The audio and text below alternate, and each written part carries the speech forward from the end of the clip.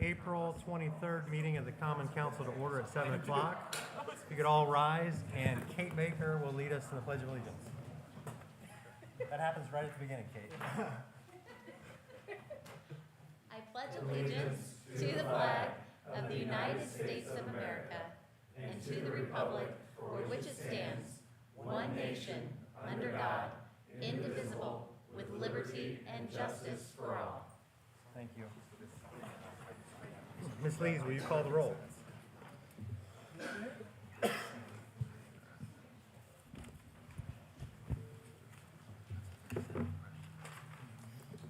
Mr. Boyce. Present. Mr. Davis. Present. Mr. Elliott. Present. Mr. Johnson. Present. Mr. Schwartz. Present. Mr. Smith. Present. Mr. Thurston. Present. Ms. Wiles. Present. Mr. Peterson. Present. Mr. President, you have quorum. Thank you. Can I have an approval of the minutes of the April 9th meeting? Mr. President, I would move that we approve the minutes of the April 9th council meeting. Second. Motion and second to approve the minutes from our April 9th meeting. This is a hand vote. All those in favor, raise your right hand. 8 to 1. 8 to 0, 1. One abstention, yes. Approval of the agenda for tonight's meeting. Mr. President, I would move that we approve the agenda as presented. Second. The motion and second to approve the agenda. This is also a hand vote. All those in favor, please raise your right hand. 9-0. Petitions or comments by citizens who are present. I have a couple of cards up here, but if anybody else would like to speak tonight, I assume both of you want to wait till your item is presented. But if anybody else wants to comment, there's cards out on the table. You can hand them to our clerk and we'll listen. Mayor's comments.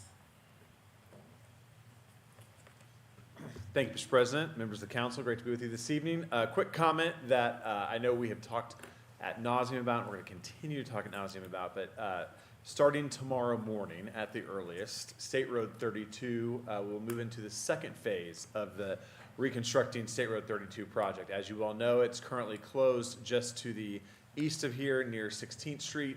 INDOT, who is the Indiana Department of Transportation, who is managing that project, will make their way to the west into the downtown portion, starting at 9th Street. So 9th Street all the way down to 16th Street as of tomorrow will be closed for traffic in downtown Noblesville. That is our main thoroughfare through downtown. That is a highly traveled area in downtown, and it's going to be really, really difficult. And I wish I could say that any differently, but it is going to be challenging. Several items of note. I will just say I would ask citizens to give a little patience and a little grace to those of their neighbors in and around that area. Leave a little extra time as you're traveling east to west through the city of Noblesville. Visit the reconstructingsr32.com website to learn more about that. Please know that our public safety officials are working overtime. In fact, so much overtime, they may be back in front of you for an additional appropriation at some point in time as they are managing our traffic in downtown. We have a no truck ordinance on our downtown city streets. And I would love to think that every trucker knows that, but I am also a realist to know that that's probably not true. So we are doing our best to maintain traffic flow in downtown, make sure we're supporting our small businesses in downtown, and helping those get to and from their destination in a timely, safe, and functional fashion. I wish I could say that's the only construction project going on in the city of Noblesville right now, and that's simply not true as well. Our friends at Hamilton County that we are partnering with down at Allisonville Road and 146th Street, Allisonville Road North and South is also currently closed as well. And again, I know I've heard from several citizens. I appreciate them reaching out directly to me. I wish we could stagger all these projects and make sure they were at different times, but we all know the reality around that there are different agencies managing these different projects. There are different funding streams attached to these different projects. And quite frankly, there's about 10 more of these projects behind every project that you see. So any delay in any of these will simply impact further projects down the road. So I just want to thank all of you. We've tried to be as much in communication with every council member as well. We know that you're hearing from your constituents. We're certainly hearing that in our office. And we're doing the best we can with the situation in front of us to communicate the best we can to the public. So I want to thank all those who are working on the project. I want to thank all those living in downtown that are dealing with different with different people on their streets. I saw many of Noblesville's finest with their red and blue lights on today, talking to motorists, having great conversations, I'm sure. And they are equipped to have more of those conversations throughout the city of Noblesville over the next couple of weeks. That is a 45-day project, so hoping to be open at some point in time into the summer. And then we'll get to phase 3, but we'll talk about that at a later date. That's enough excitement for one night. But again, I just want to say thanks to all of you who've been so supportive of our engineering team. Our front desk staff have gotten some lovely conversations in with residents as well. So if you have any questions, or if the city, any resident has any questions, my cell phone number is 317-509-3134 for the live stream. Happy to chat with anyone about their concerns, or simply just listen. Happy to answer questions that you guys have. I appreciate you listening, and I appreciate the responsiveness. You've I been the think worst, Mr. Peterson. I think we've had some good comments from citizens, and Yeah. we've adjusted signs and we've adjusted patrols, and I appreciate your also responding to those concerns. Yes. Thank you. I can assure you there usually is thought and plan. We don't just wake up one day and decide to close roads, so I promise you there is a plan in place. You may not agree with the plan, but there is a plan in place, so, yeah. Thank you all for what you do. Thank Appreciate you. it. On to council committee reports, EDCC, Ms. Wiles. Yes, the Economic Development Committee met on Wednesday, April 10th. Myself, Mark Boyce, Pete Schwartz, and Todd Thurston were present. We heard from the Economic Development Department with reports from 2023 with their key performance indicators. He reviewed the total investment in the city, jobs, average wages, new commercial square footage, all sorts of things. So very positive information. Mr. Haberman shared with us an update on the Make My Move program, that so far we've had a total of 123 new residents move to the city with their average income of $142,000. So pretty exciting program. They went on and talked about some of the marketing and business attraction with the website and social media updates. We're working with Salesforce to get those reports and the data and information, updates on Innovation Mile, Campus Center, business retention updates, and then Amy Smith, Mrs. Smith gave us a update on the 2023 year-end TIF pro formas, which is always very helpful information for us. And that's it for now. Thank you. Any questions? Roads Committee, Mr. Thurston. Thank you, Mr. Peterson. I was excited to do my first Roads Committee report, and then the mayor took half of my 6 pages. So thank you for making this easy for me. I will talk about a couple things. We met on April 12th. Myself, Darren Peterson, Mark Boyce, and Pete Schwartz were absent. The 2023 street rehabilitation contract 2 Old Town south of Cherry and East 10th Street is milling and paving ongoing. That's, I think, almost done, if not done. Then contract 3 Bowden Road from 146th Street, Greenfield Avenue to State Road 38. And then we'll move on to the 24th Street rehabilitation projects.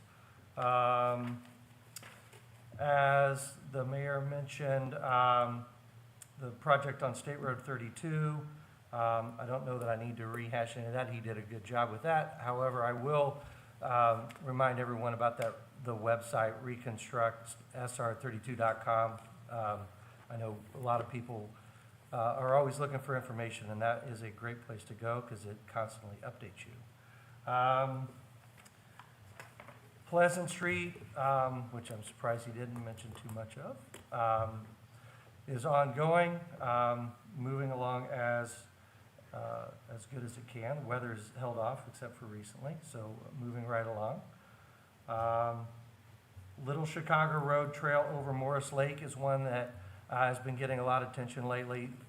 You're going to start seeing some, I think the barriers went out yesterday, and lane restrictions, and that's going to go on for 30 days? 5 weeks. 5 days? 5 days? June? Well, the first part, right? And then full closure starts in June to October? Okay. Thank you. 6 pages, those are the highlights, I think, so. Any questions for Mr. Thurston? Seeing none, on to the Finance Committee, Mr. Davis. Thank you, Mr. President. We met April 18th. Dave Johnson, Aaron Smith, Megan Wilds, and myself, Jeff Spalding, discussed an ordinance establishing the city audit committee. Holly Ramone gave us an update on the benefits self-insurance performance. And Doug Walker with Walker Professional gave us an update on the property and casualty self-insurance loss performance. Jeff Spalding gave us an update on the bond sale closing for the Noblesville Event Center. Caitlin Moss gave us an update on the quarterly investment performance, quarter 1, 2024, and the negative fund balance tracking report, quarter 1, 2024. Ian Zergowski gave us an update on quarterly financial reports, quarter 1, 2024. That and the claims docket comes to the council with a favorable recommendation. Any questions for Mr. Davis? Mr. President, I would Mr. Smith. move that we approve the claims as presented. Second? The motion and second to approve the claims is a hand vote. All those in favor, raise your right hand. 9-0. Miscellaneous number 1. Council to consider resolution RC 1624, a resolution amending the comprehensive plan for the city of Noblesville, Indiana to update the transportation zone improvement plan. Mr. Hughes. Good evening, council members. Jonathan Hughes, city attorney. Pleasure to be in front of you tonight. I have 2 items in front of you that are related. I'll cover each one when they're called, but these items both concern the impact fee ordinances that were introduced at the last meeting. One of the steps that's required for the impact fees is that you also adopt the improvement plans, the zone improvement plans as they're called, into your comprehensive plans. This is basically adopting the plan for improvement. This is not the fee. The fee will be considered later in your ordinance or in your meeting as part of the ordinance. This is just the plan itself being adopted as part of our comprehensive plan. This zone improvement plan, this first one is for the transportation component, and this went through our process with A&F Engineering helping lead the process and the committee reviewing it, and it comes to you with a favorable recommendation from that committee and myself. If you have any questions, I'm happy to answer them. Any questions? Mr. President, I would move that we approve resolution RC-16-24 as presented. Second. There's a motion and a second to approve resolution RC 1624. There's a hand vote. All those in favor, please raise your right hand. 9-0. Council to consider resolution RC 1724, a resolution amending the comprehensive plan for the city of Noblesville, Indiana to update the Parks and Recreation Zone Improvement Plan. Mr. Hughes. Very similar to the first item, but this one concerns Parks and Recreation. This again went through our consultant, Chuck Lehman, who also worked with the committee to come forward with this plan. This is the zone improvement plan for our Parks and Recreation Department that then will accompany the impact fee. Should have mentioned with the previous resolution, not only does it come from the committee, myself with a favorable recommendation, but the Plan Commission also reviewed this plan and also gave it a favorable recommendation to you. So with that, I would recommend that you approve this resolution as well. Any questions for Mr. Hughes? Mr. President, I would move that we approve resolution RC-17-24 as presented. Second. A motion and a second to approve resolution RC 1724. This is also a hand vote. All those in favor, please raise your right hand. 9-0. Thank you. Previously discussed ordinances. Council to consider ordinance 09-0424, an ordinance establishing a designated outdoor refreshment area in accordance with IC 7.1-3-13. 31. Aaron Head. Good evening, council. For the record, Aaron Head, Community Engagement Manager for the city of Noblesville. This is your second reading. We did make a couple changes and modifications to the ordinance since you heard it 2 weeks ago. The first was just some simple description of the boundary area, so something that literally I'd be the only person that knew there's a change because it's very involved within the ordinance, and you probably wouldn't even notice that change. So that's one. Two, we added 3 additional restaurants since our last meeting. So the soon-to-be-open Courthouse Club asked to be a designated permittee, as well as the recently opened Sarah's Soiree. And in addition to that, Matteo's Ristorante Italiano also submitted an application to be a designated permittee. So at this point, we're up to 13 permittees, as well as 2 organizations that have asked to be vendors in the area as well. We assume that there's going to be additional people that will add on as designated permittees if this ordinance gets approved and people want to join in on that. So that was the second. And then the third, we shrunk the hours during the day, or excuse me, during the weekdays from noon to 11 to noon to 10. Lines up a little bit better with some of the restaurant hours that we have downtown. So those are the 3 changes that we have added in since our last meeting. You may have seen lots of coverage on this ordinance, as it's something that is pretty new to Hamilton County.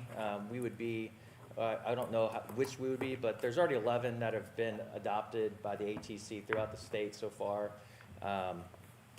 We have had a lot of coverage, and we've also, in that time, helped shape some other communities' ordinances. So they've asked us for their assistance in how to shape our experience and the things that they aren't thinking of and how we've navigated that. So it's been nice to hear from other communities as well, and especially the publicity that we're receiving on this particular ordinance because of some of the construction things that we have in our downtown and keeping notoriety on the businesses that we have here, that our downtown's open, and we hope that this provides an additional boost in foot traffic, especially once it's adopted at a certain point. If adopted, then we would be able to roll it out while there's construction downtown to keep people wanting to come here and not looking at the downtown as a place to avoid. So some additional foot traffic for the businesses. I like to say we did that strategically, but it was just because it took a long time to get the ordinance to this point. Just kind of lined up that way, but this is certainly something that we'd like the businesses to be able to take advantage of while there can be some concerns with the construction in our downtown right now. So with that, I'm happy to answer any questions that you have. I think you also will have open the public hearing on this item as well, and I'm happy to address any comments and concerns from anybody that would have comments as well. Quick question, so vendors at events will also have to apply for a separate door permit, or they? Yeah. Correct. Okay. Yep. So the council would then have to approve those each time? Yes. So we have an event coming up in July, we get a list of vendors before that event, we would have to approve those before they can be part of the event? Correct, Okay. yeah. So so how the state law is set up is that each vendor or designee that wants to apply, we wouldn't just be able to add them. It has to come back to you as a resolution. So essentially, be just amending that ordinance and that map for each new designee or vendor that we'd receive. And, we work closely with Main Street and Noblesville Create, Indiana Peony Festival, Front Porch Music Festival, just to name a few. And so as we start to look at those events and they have some specific vendors in mind, we can work with their vendors to make sure that we can get them added in as vendors for their events ahead of when those open up. I don't have a question, Mr. President. I just want to thank you and the mayor for leading on this issue. I know that you guys were down at the State House trying to get it passed. So, and I know it's been a big undertaking, but I appreciate all that you guys have done on it. Thank you. Mr. President, I have Yeah. one question. Sure. You said 13, and the draft I have shows 12. Is there one that's missing? So we have another added on the Exhibit A. So there's a red line version that we brought over. So the amended version will have 13 designated permittees on it.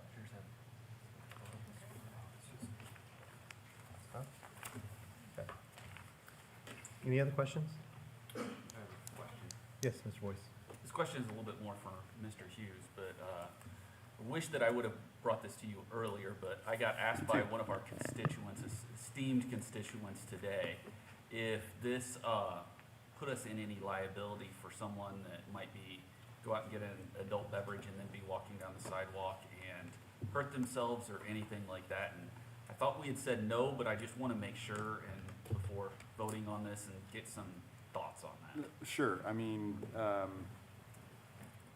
a question of whether there's liability or whether a claim is reasonable are two different things. And so I feel comfortable that in light of the fact that the state statute allows us to do this and that we are not providing an unlimited number of beverages, that we're not at a great additional risk.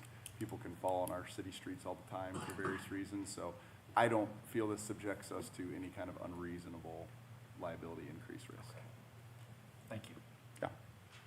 Any other questions? Yeah, Mr. Head. Refresh, please. Is there a fee that the permittees will pay? No, there's no fee that the city is assessing with this, and the state also does not have a fee for designated permittees. They just add this on to their existing liquor license, so there's no additional fee. And the materials, expenses, the signage, the cups, all of that is on, So the signage, the city will handle on our end. All of the cups, we have talked through our downtown district committee about potentially providing some cups to start with, as sort of a gesture to the downtown businesses. But after that, they would work with their suppliers to order their own cups. And so what we do is provide our logo and branding to those suppliers. As of right now, we've worked with Cisco and Gordon Food Service, who service most of our restaurants, to get those. And so, but yeah, so once we do that, the cost, I guess, associated with it would be supplying cups to each merchant, not us, but for them to purchase. thank you. Yep. Mr. Peterson, I do Yep, have yeah, one more Mr. question. Boyce? Sorry. No.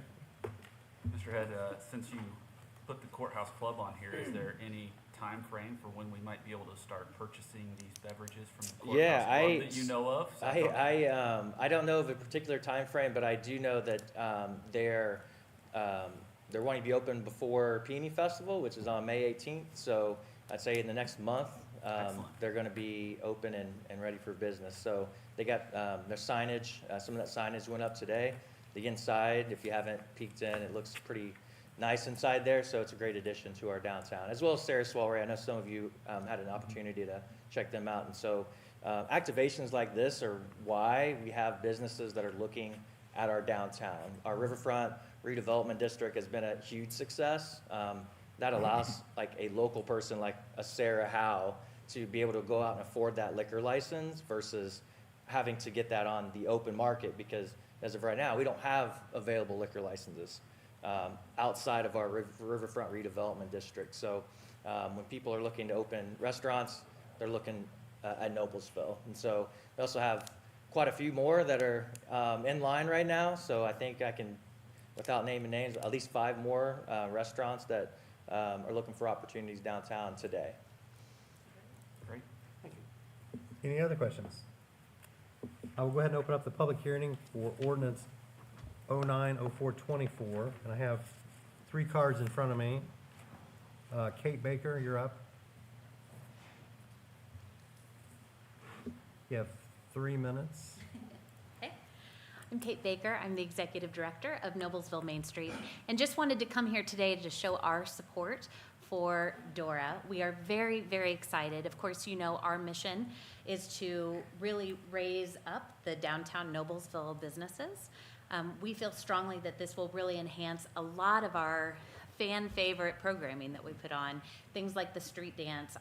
One of our first Fridays is Sip and Shop. This brings another level of connectivity between our businesses and our restaurants. Our restaurants a lot of times, not to say struggle, but maybe struggle to be able to participate in some of the activities that we're having just outside their door.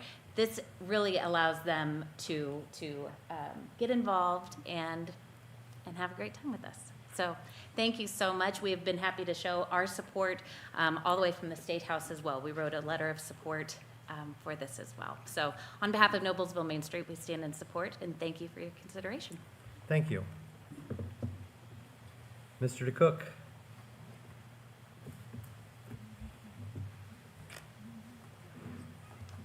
Good evening. My name's Jeff DeCook. I am a resident of Old Town, so I'm here as that. I'm also a member of the Noblesville Porch Music Fest Committee.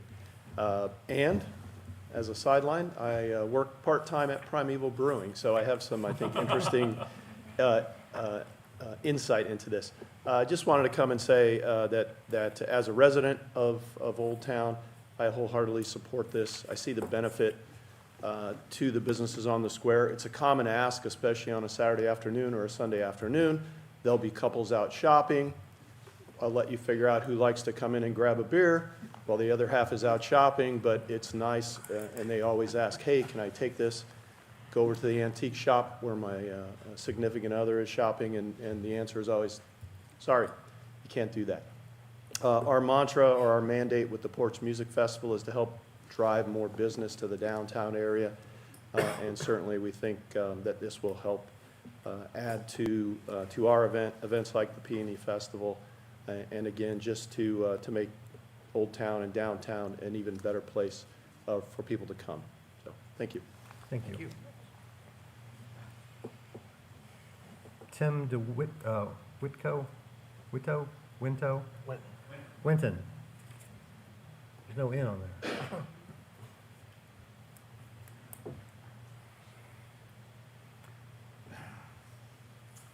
Good evening. I apologize for my attire. I was at home with my family. When I found out of this meeting, I was obviously uninformed on my behalf, so I apologize. Please forgive me for not being more professional.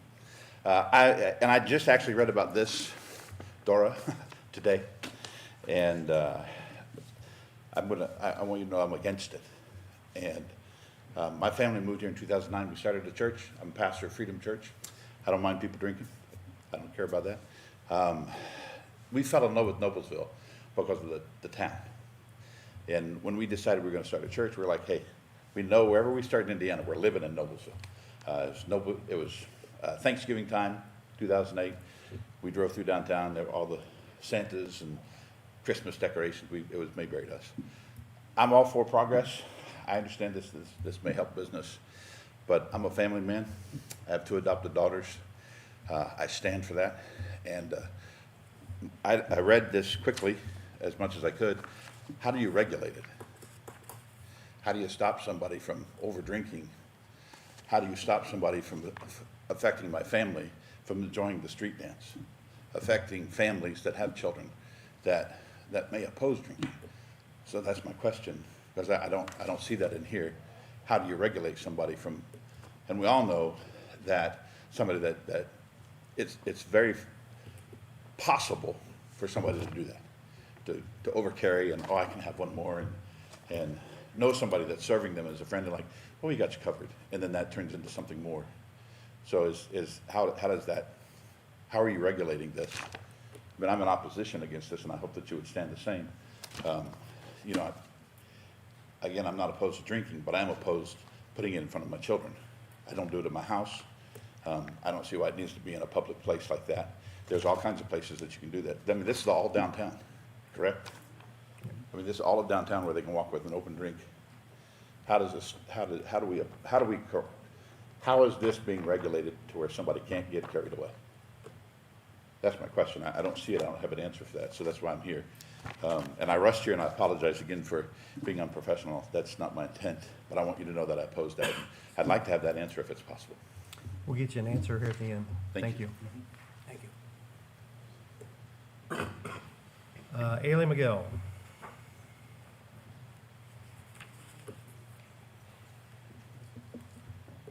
Hi, everyone. I'm Ailey McGill. I'm the Executive Director of Noblesville Creates, and I'm also a great proponent of our cultural district, one of only 12 in the state, and I believe the first to explore the store ordinance, and I am excited about our ability to lead in this and create a really welcoming environment in downtown on behalf of the parents of the more than 2,000 little fairies that we had here in town. Many of them wanted a drink, and it would have been very helpful to have had this in place this weekend. I do believe that this can be done safely and in a classy way that allows us to keep that high standard of what our downtown experience is like, while also encouraging people to explore more and really have a unique cultural experience in downtown. So just wanted to lend my support. Thank you. Bob Dubois.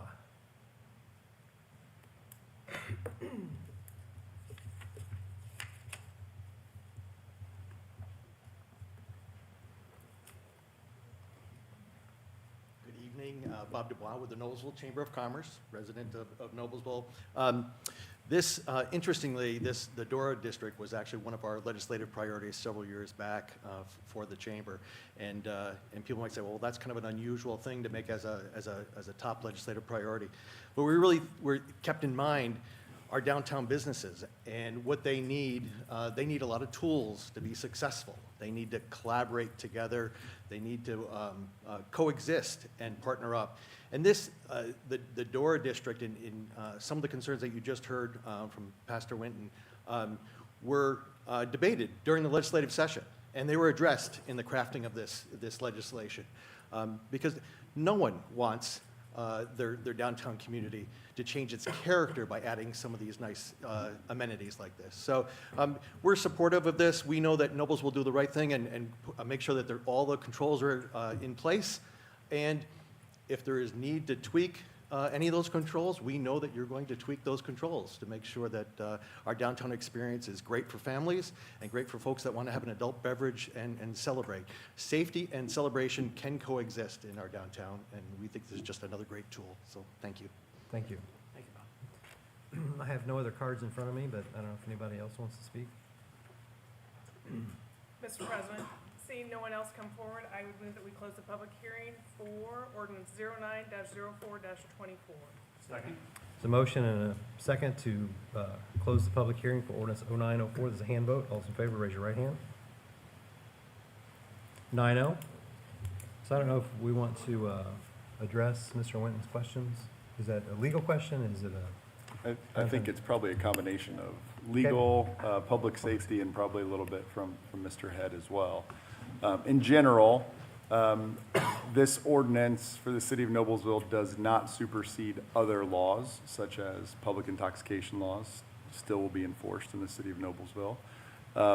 There are laws and case law concerning vendors that overserve people. Those are still in place, so it's still on the barkeep, as we used to say, to make sure that they're not over-serving people. They still would have liability. We are not encouraging public intoxication in the city of Noblesville. We are permitting, I think it's two beverages to be taken with you to walk through the downtowns. This is not intended to be something that encourages people to be intoxicated publicly, and that will still be against the law. And then in addition, to the extent that anybody, whether they're partaking of a drink or otherwise, or engaged in some sort of behavior that is damaging to the public safety or a public nuisance, our public safety folks will get involved. So I'll let Chad kind of talk about that. Thank you. Mr. President, Council, thank you. This really comes down to several things. We had multiple conversations leading into the introduction with Aaron Head and the boss, and just kind of feeling out how we would go about executing this safely. And we're really set up for success in Noblesville. You know, the police department has a saying, not in Noblesville. And that's our motto, and that's what we'll go through here. You know, we're setting this up in a safe manner. The laws aren't changing, as John talked about, as far as possessing or the safe serve regulations for those who are bartenders or serving alcohol and those things. Those laws still apply. And we'll establish that safe zone by collaboration, communication, presence for deterrence, and when necessary, enforcement.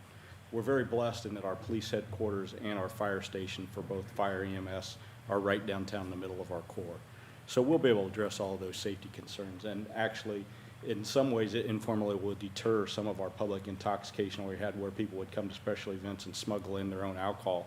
No one's monitoring how much they're drinking or what they're drinking or what their behavior is well, but we were able to monitor that based upon their behaviors and behavior modification through presence and enforcement. But in this instance, they'll be served by a professional bartender that actually regulates and follows those safe serve license regulations on how much a person is served and where they're served in our police presence. We've devised an event action plan for every special event in downtown Noblesville, and that goes in front of our special events committee. And that will continue, and it'll get the same scrutiny that it does tomorrow, today, yesterday, and on into the future. So we'll analyze each of those and make sure that the proper staffing plan based upon crowd size and anticipated activities down there incorporates public safety staffing to make sure that we have all of downtown covered and provide that coverage for safe downtowns. And, you know, like I said, started out with, you know, our motto is not in Noblesville. You know, the hours of this end at either 10 o'clock or 11 o'clock on the weekend. So they're not open till 1, 2, 3 o'clock in the mornings, when other locations you see some of those activities that we really don't want or desire in Noblesville. That's not what this is. This is just allowing for the lawful consumption of alcohol within the DORA zone, allowing to draw business and activities to our commerce downtown, and just our citizens to have a safe environment where they can have a drink, relax, and enjoy the downtown in Noblesville. Thank you.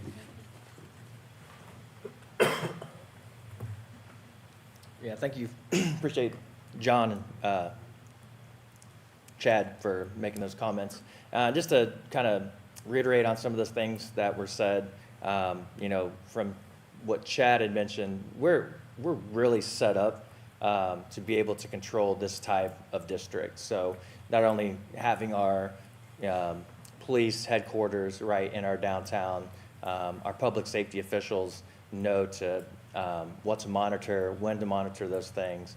And they're also equipped to add additional officers if needed, pull back as needed as well. Officers on foot, I know they had some of the bikes out this past week when it was nice out, and they performed at a very high level. So we have all the confidence in the world that those things are being watched. And there's also a piece of that is self-policing as well.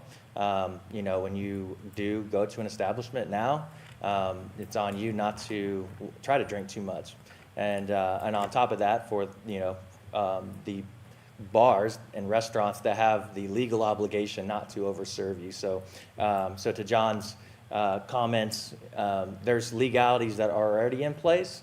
Nothing like that changes. And there's also an essence of additional regulation on that with a DORA district in place, because with a DORA district that's adopted, no outside alcohol is permitted in that DORA district. So if people can walk around with an alcoholic beverage today that they brought from home, those things are now not allowed. So as police look at that as something they enforce, there's actually a little bit of extra enforcement and teeth to that with this type of district adopted. I have one more question. Yes. And this is more of a clarifying question. While this is new to the state of Indiana, this is not new in other states, correct? Yeah, How long correct. has this been on the books in Ohio? Ohio have had DORA districts on record for a decade. They have, I think, around 120 districts across the state, as well as Wisconsin, West Virginia, North Carolina. So, and I think, you know, the state of Indiana, when we started looking at that, started looking at those states as models for how to utilize this in a safe and productive way to benefit our communities. And so we've been able to pull from a lot of those ordinances from other communities to make sure that we're providing a good ordinance that really fits our community and how we want it to be established. Thanks. I think you mentioned in our last meeting too that maybe there's not been enough time, but have the other DORAs in Indiana had a time to establish if there is an increase in crime?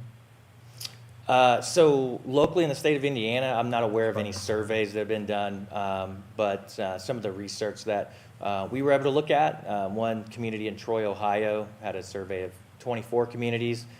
23 of the 24 said 0 increase in crime. One said we may have had an increase in police calls, but nothing significant. So when you're looking at a survey, and obviously that's not in the state of Indiana, but our ordinances are very similar and mirror those of that state. And so that subsect of communities didn't see any increase in crime. And so that's why, you know, we feel very secure with having this ordinance in place. As a third generation Noblesville guy that loves his downtown, I'm very excited to be able to work on these types of initiatives. I have an 8-year-old sitting in the back, probably playing Fortnite, and keeping his mind on that, not being involved in the council meeting. And I want to bring him to an area that's safe and secure, that I feel comfortable bringing him. And with this type of ordinance adopted, that doesn't, in my opinion, change from yesterday to if this is adopted. Thank you. Any other questions? Mr. Boyce? I don't really have a question, but I just wanted to address, thank you for coming out. I can totally understand your concerns and was having discussion with Counselor Evan Elliott just last night, because we've been going through this for weeks, but yet still are having some of the concerns. But for me, when it comes down to it, I mean, I've seen so many people already intoxicated at our street dance now, so it's not like they can't get alcohol there. I'm really hoping that this doesn't increase any of that, but it does help, like the gentleman from Primeval Brewing said, that maybe for some people who just want to have that one drink at Primeval and take it around and go from there. But the one thing I would say that to address this and everything, something that was mentioned 2 weeks ago that wasn't mentioned tonight from Mr. Head, but he did mention it 2 weeks ago, is this is a live document. It's something that we plan, we're gonna roll it out here and see how it goes, and I doubt this is the last that we see of it. I'm sure that we probably, in a month after Chad goes through it and all of his officers go through it, then they're gonna have a few tweaks where we say, okay, look, if we do this, and Mr. Hughes will have to figure out how we make that work. And so I do think this is a live document. I think it's a good first step. I'm excited about it. I think that the benefits will outweigh the problems. I'm sure there will be some problems that will rear their heads, and hopefully we're smart enough as a city to then take care of those and move forward and keep it alive. So thank you very much. I just don't want you to feel like you were totally dismissed. I do want you to know this is something that has been discussed in nauseum over the last few months almost, really, to try and figure out all of those problems. But I'm sure we still will see a few, unfortunately. That's all I had. Thank you, Mr. President. Thank you. I just wanted to mention that. Any other questions or comments? Mr. President, I would move that we amend ordinance 09-04-24 as presented. Second. There's a motion to amend ordinance 09-04-24 as presented, and a second. This is a hand vote. All those in favor, raise your right hand. 9-0. Mr. President, I would move that we approve ordinance 09-04-24 as amended. Second. There's a motion to approve ordinance 09-04-24 as amended, and a second. This is a roll call vote. Mr. Boyce? Aye. Mr. Davis? Aye. Mr. Elliott? Aye. Mr. Johnson? Aye. Mr. Schwartz? Aye. Mr. Smith? Aye. Mr. Thurston? Aye. Ms. Wiles? Aye. Mr. Peterson? Aye. 9 ayes, 0 nays, the ordinance is approved. Thank you. Thank you. Thank you very much. Thank you. Council to consider ordinance 10-04-24, an ordinance adopting a change of zoning from R1 Single Family Residential to R5 Multifamily Residential for approximately 27 acres north of Greenfield Avenue, south of East 156th Street, and east of Promise Road. And council to consider ordinance 11-04-24, an ordinance adopting a change in zoning from R5 Multifamily Residential to R5 PD Residential Plan Development, including a preliminary development plan for the construction of for-sale townhomes on approximately 27 acres north of Greenfield Avenue, south of East 156th Street, and east of Promise Road, as amended. Joyce Ann Yelton. Good evening. I'm Development Services Manager in the Planning Department. This item was introduced previously. As you can see on the overhead, that is 27 acres that is located on the north side of Greenfield Avenue and east of Promise Road. It is for approximately 190 townhome units at a maximum. Again, as you may recall from the previous presentation, the area outlined in the pink or the purple is basically the two-story homes, and the yellow color are the three-story homes. Again, ordinance 10 is simply the change of zoning from R1 to R5. Again, the multifamily zoning has to do with, not because it's apartments, it has to do with the number of units that are attached in a single building. And the only zoning district that permits townhomes is the R5 multifamily zoning district. Again, 10 basically is just a change of zoning. Ordinance 11 has to do with the preliminary development plan, which you see before you on the overhead here, and also the adoption of any waivers or additional requirements that become a part of this ordinance. Again, this comes to you as an amended ordinance. The name has changed from the Towns at 238 to be known as Montalina, I'm sorry, Montalina. With that, I will ask if it did come to you with a favorable recommendation from the Plan Commission with an 8-0 vote. Any questions?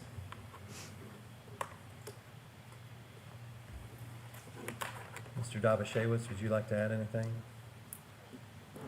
Only that we're available for questions if there are any. To provide some additional context, we introduced the matter in front of the council in February. The public hearing was in March in front of the Plan Commission with a unanimous favor recommendation.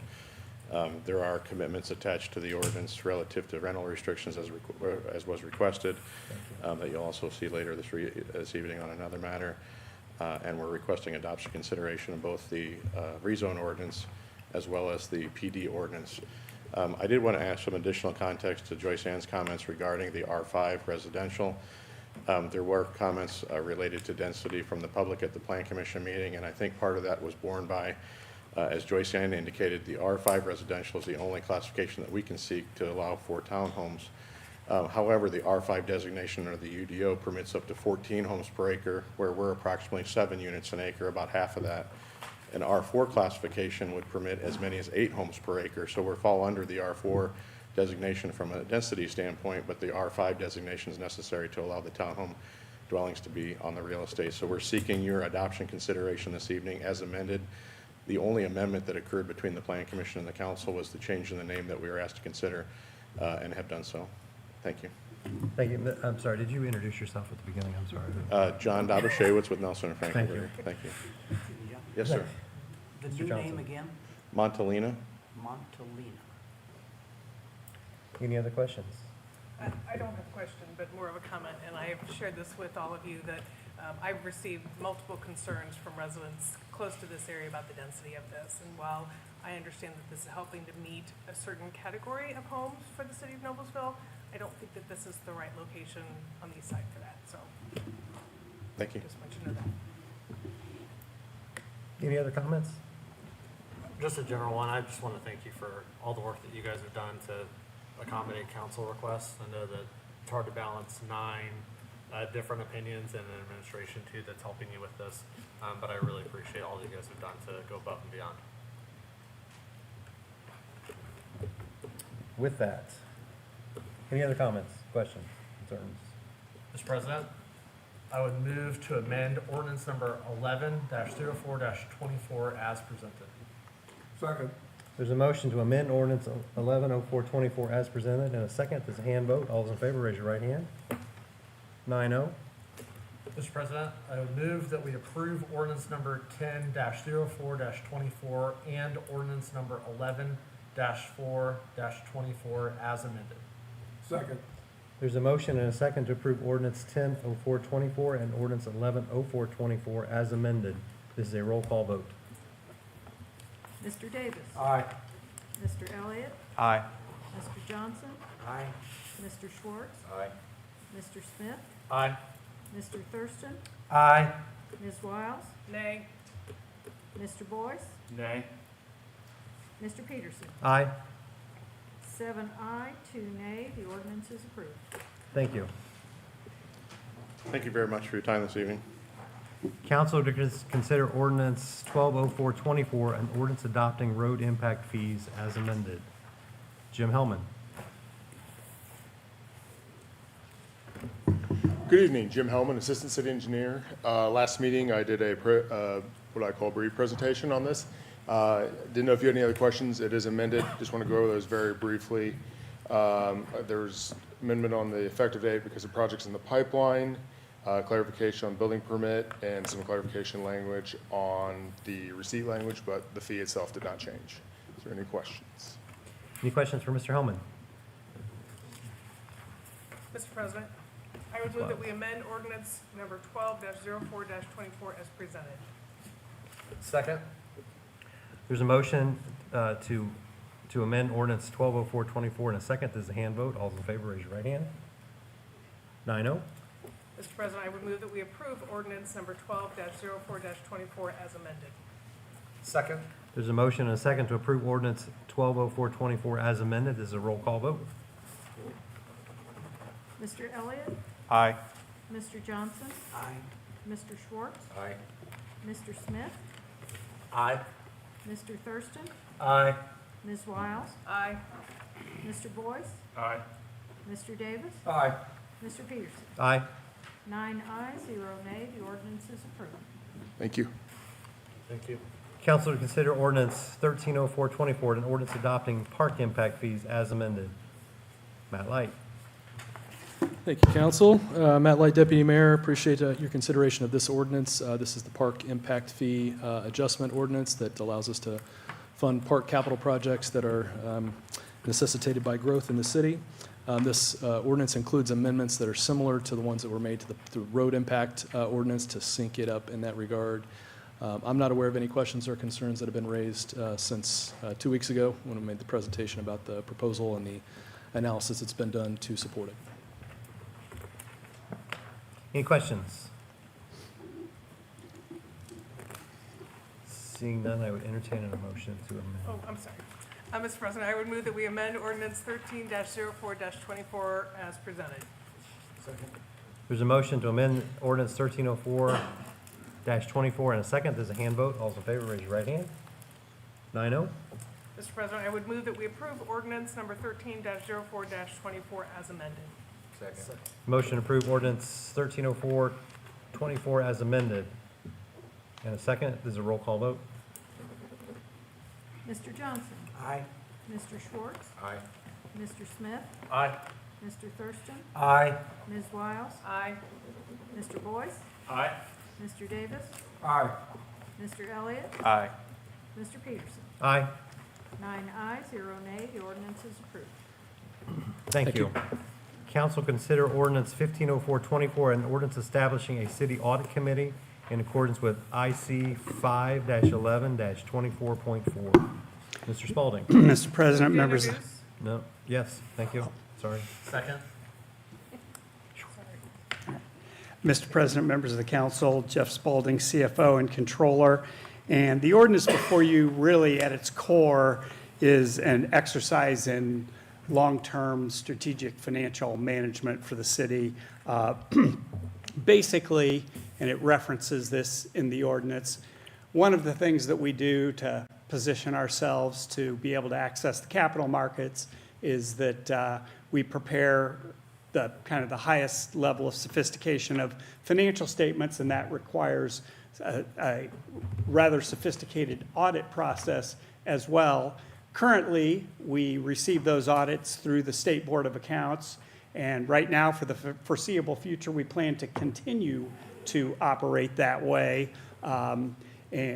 for some detailed reasons that I explained to the Finance Committee. That all is working fine for us, but long-term, that may not be the case. Hard to know what the future will hold. And so if we want to continue to position the city to be able to produce those kind of financial statements and have them audited at the level that the capital markets want to see, then one of the steps that the city would need to take is to establish an audit committee, and that at some point in the future, if we choose to do it, that audit committee would then take over the responsibility of selecting the city's auditor as opposed to going through the State Board of Accounts. But that's basically what you have in front of you. It establishes that committee, it establishes the structure of it, and like I said, it just positions the city for the long term. And I'm happy to answer any more detailed questions if you have those. I appreciate you taking care of our credit rating, and I know this has been talked about for a long time, so thank you. Yeah. Mr. President, I was going to make that comment, that we have been talking about the creation of this audit committee for several years, and so it's wonderful to see us finally getting to this end, so thank you very much. The only thing I would add from a finance committee perspective is I appreciate the work that you guys do to proactively tackle problems. People give government a bad rap sometimes that we're reactive. Right. And this is a very proactive effort to make sure that we're set up for success going forward, so I appreciate it. Thank you. Okay, any other comments or questions? We will see you in 2 weeks. All right. 3 weeks. At our next meeting. Council to consider ordinance 1604-24, an ordinance adopting a change of zoning from R5 multifamily residential to PB planned business for approximately 3 acres north of Edenshaw Drive and east of Hazeldale Road within the Noble West Plan Development.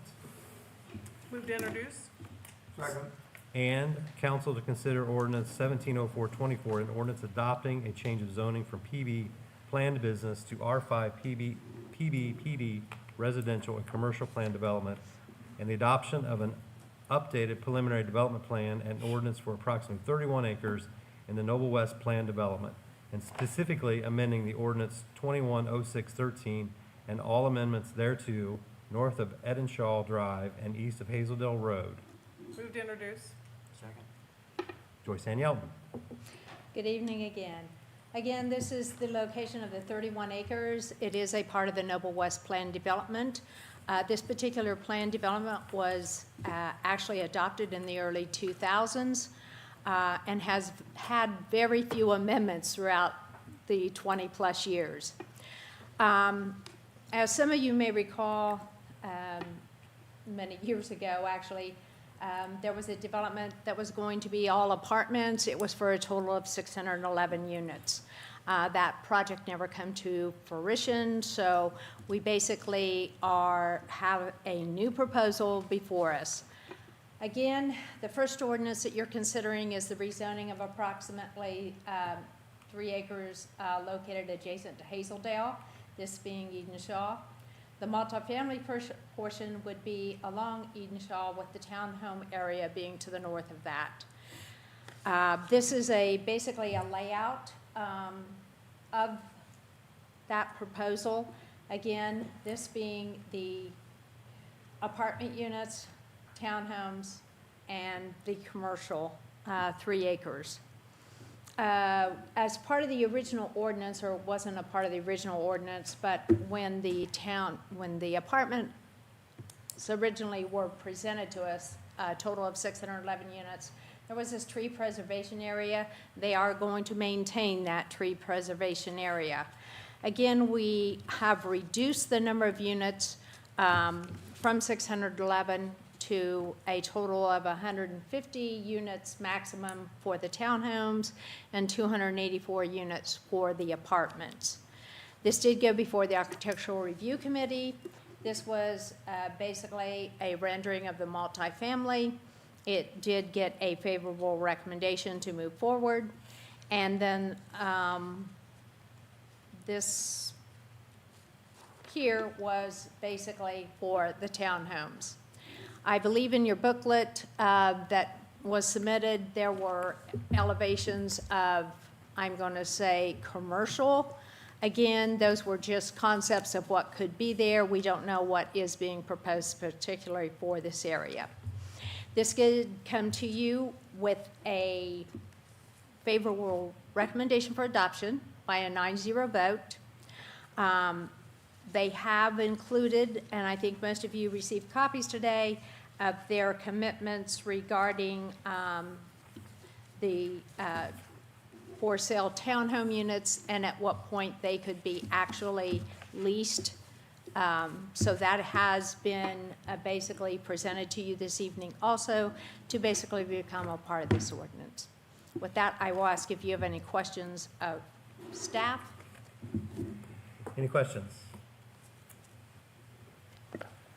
Mr. President, just to note that that commitment is very similar, if not identical, to the one that we saw earlier tonight with the other townhome project.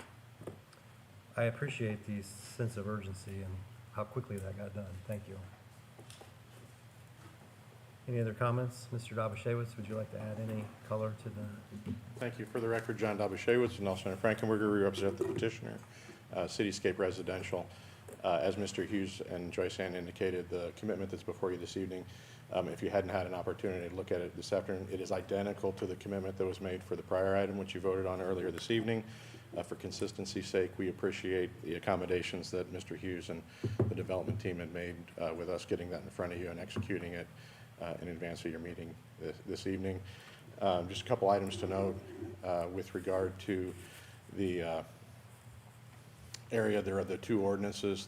Both are as presented with the commitment. So the commitment's intended to exclusively the townhomes.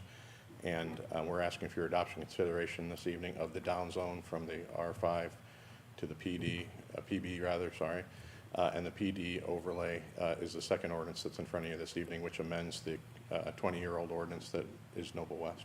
Thank you. Thank you. Any other questions? Mr. President, I would move that we amend ordinance 17-04-24 as presented.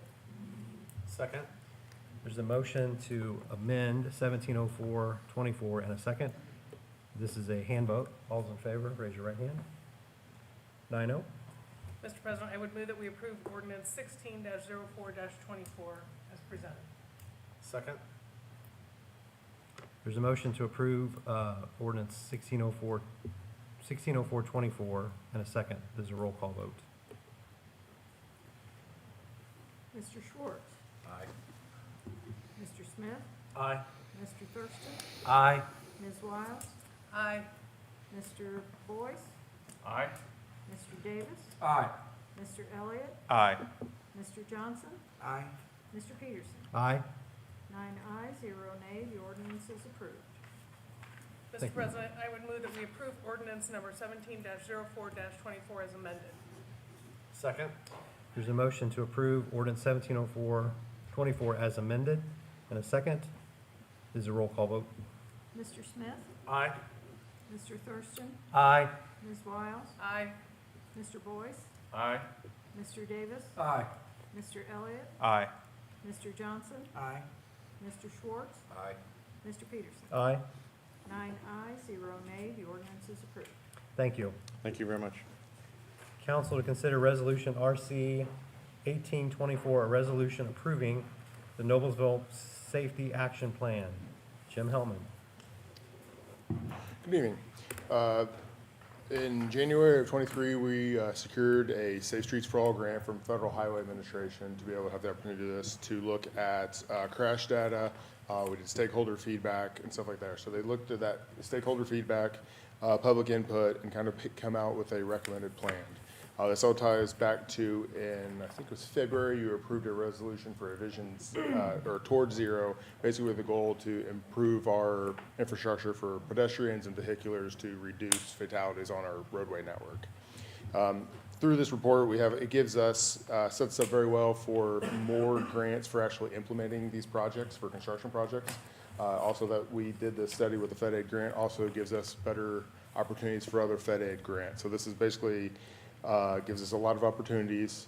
In there, we talk about local roadways, county highways, and state highways, just to give us opportunities to apply for those different roadway networks to have that. So I'm happy to answer any questions that you have, and this is kind of like the final step with this grant. We'll continue, this is a living document that we'll continue to analyze and look at this in the future. So if you have any questions, I'm happy to answer them.